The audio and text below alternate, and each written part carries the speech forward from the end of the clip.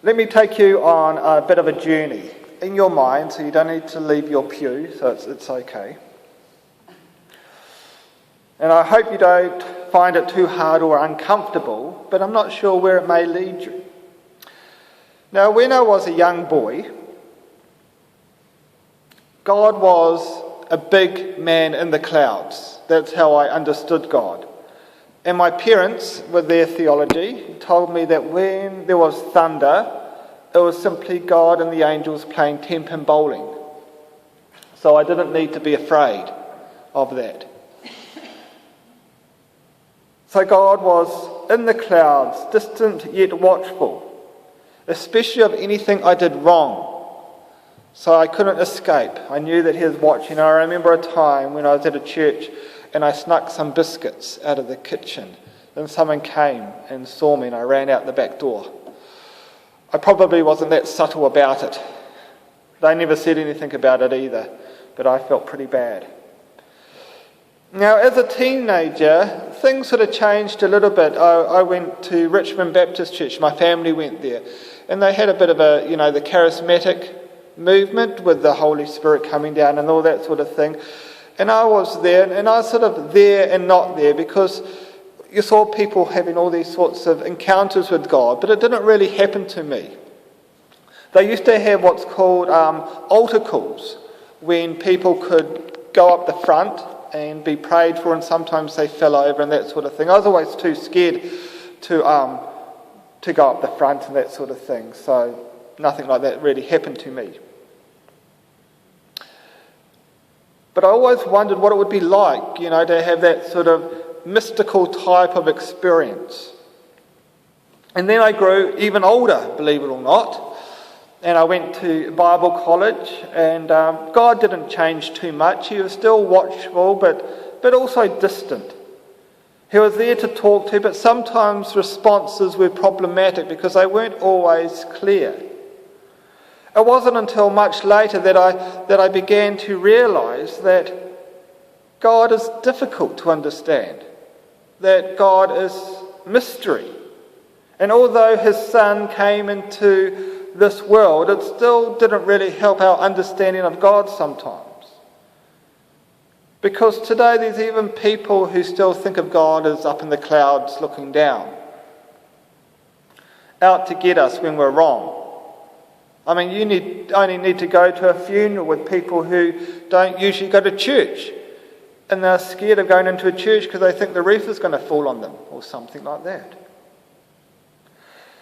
But God is not a big man suspended in the clouds, but someone, something supernatural, otherworldly, mystical, unimaginable, inscrutable.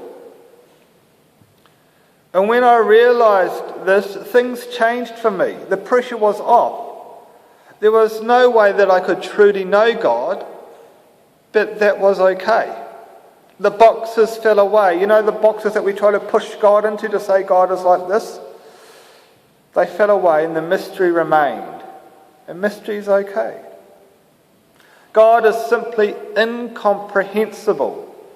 And what I thought I knew and what I held on to, like a steel box with steel chains wrapped around it saying, this is God, when perhaps my steel rope was more like wool ply and my steel boxes were more like Lego, hoping that what I believed is right, when in fact there's nothing stopping me from being wrong.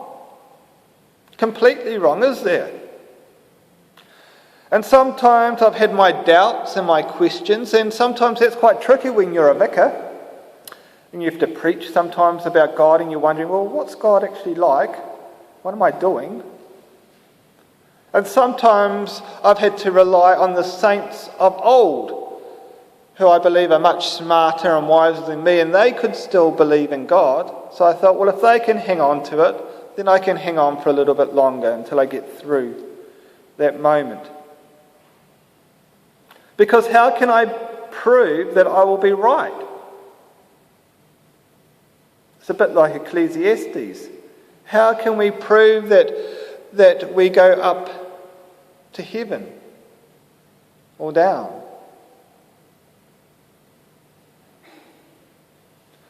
And the reality is that what we know about God is probably far outweighed by what we don't know about God. If we think about it. I don't know what sort of percentage rate that would be, but it would be pretty high what we actually don't know, if you knew what you don't know. And it annoys me no end that God doesn't actually make it easier for us. Why not make it easier for me, for everyone to believe in God? Because we know how hard it is for us sometimes. We struggle to try and tell people, to talk to people about God, to the point of tongue-tied muteness. So why not send an angel? Like what happened in the Bible every now and then.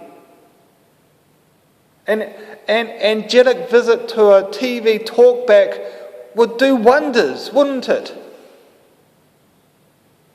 Or some sort of visiting tour of New Zealand would blow away any other act. It would even be bigger than Prince Harry coming to New Zealand if an angel came, don't you think?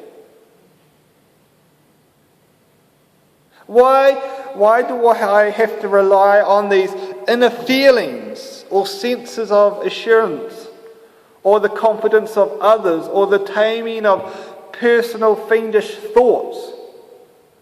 Why do I have to rely on creation's voice, especially in a country as beautiful as New Zealand, with its mountains and its deep sea and the wind that blows?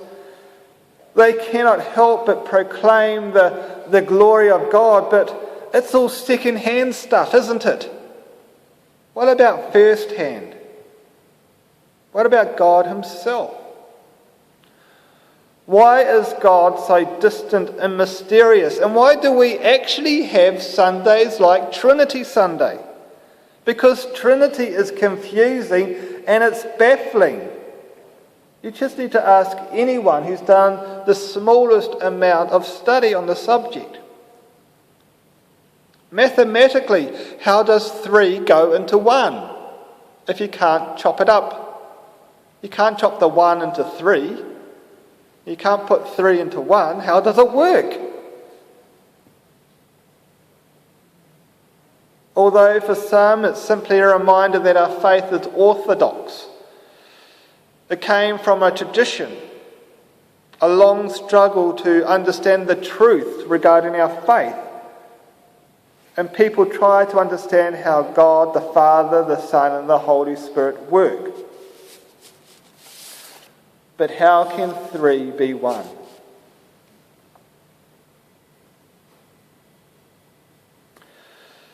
Perhaps the greatest aspect of Trinity is the relationship aspect, more than anything else.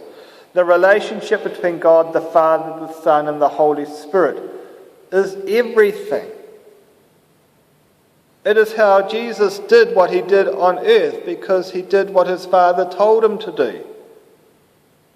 It is how the Holy Spirit now works in the world.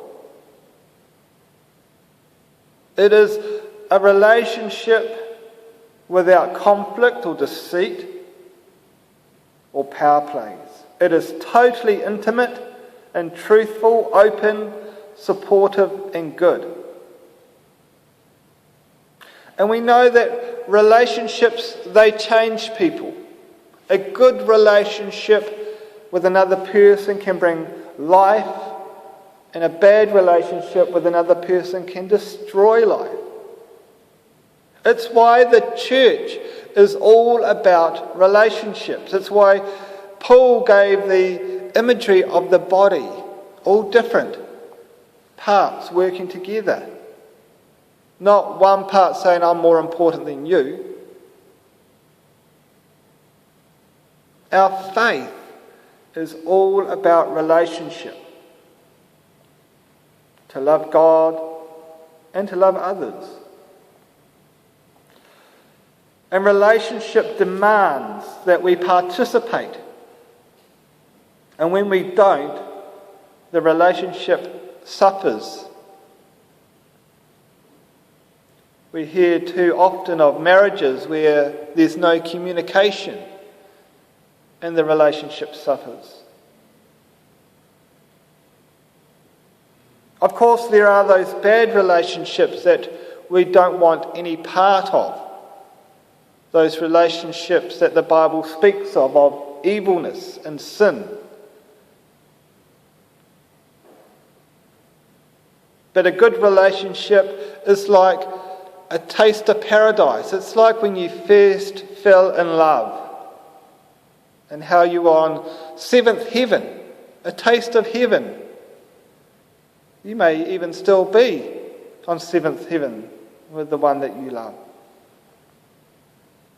You know, over the past few times that I've preached, I've been quite blunt about the love not found in some churches and the impact that has on our message and our ministry.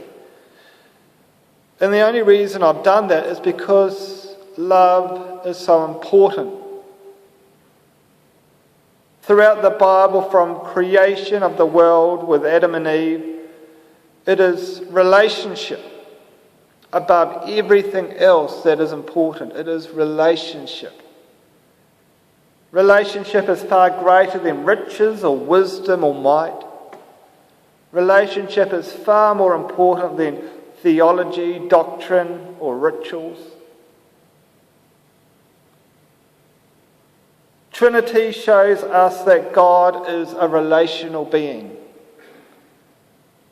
And we are relational beings made in the image of God. And the way that we relate to people is so vitally important to our own well-being. Not only how we relate to God and others, but also how we relate to ourselves. One of the absolutions that I quite like simply says this: God forgives you, forgive others, forgive yourself.